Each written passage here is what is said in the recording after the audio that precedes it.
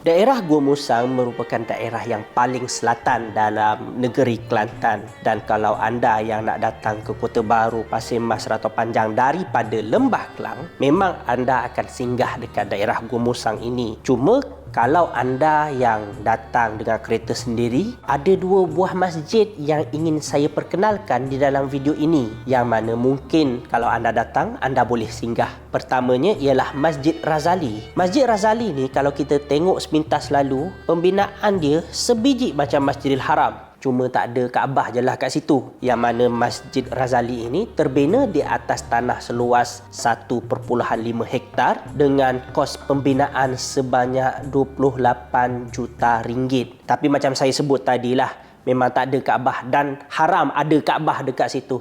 Nanti korang janganlah tiba-tiba pakai kain ihram lepas tu nak labbaik Allahumma labbaik. Jangan, itu haram namanya. Satu lagi masjid yang unik di Gua Musang ni ialah Masjid Buluh, yang mana terbina di tengah-tengah lorong angin, di tengah-tengah dua biji bukit Gua Musang, yang mana Masjid Buluh ini diilhamkan oleh Allahyarham Tuan Guru Datuk Ni Abdul Aziz Nikmat, mantan Menteri Besar Negeri Kelantan. Arwah Tok Guru melihat sumber buluh yang begitu banyak di kawasan hulu Kelantan, di Gua Musang, maka Allahyarham mengilhamkan agar fungsi buluh ini dikembangkan dan mengarahkan bahagian pembangunan bandar baru Gua Musang untuk membina masjid berasaskan tumbuhan buluh. Sebab kebiasaannya bagi kita, buluh ini kita guna untuk apa je? Kita guna untuk buat bakar lemang. Kalau zaman budak-budak dulu, kita guna untuk buat tianggul dekat padang-padang dekat kampung tu. Tetapi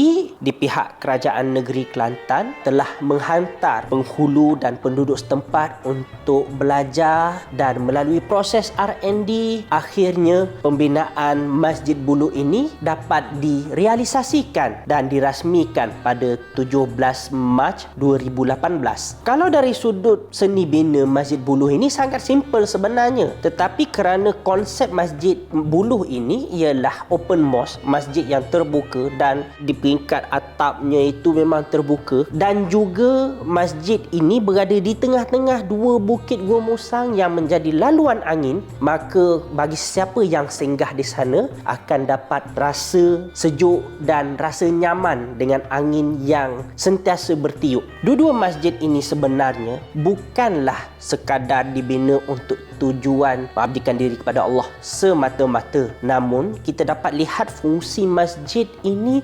membangunkan masyarakat di Gua Musang. Sebagai contoh, di Masjid Razali, di keliling Masjid Razali itu ada projek pembinaan yang giat dibangunkan. Jauh sedikit daripada Masjid Buluh adanya kawasan bandar baru Gua Musang yang masih lagi dibangunkan. Jadi kepada anda yang datang ke daerah Gua Musang ini, pakak-pakaklah mari singgah semaya musafir di dua masjid ini.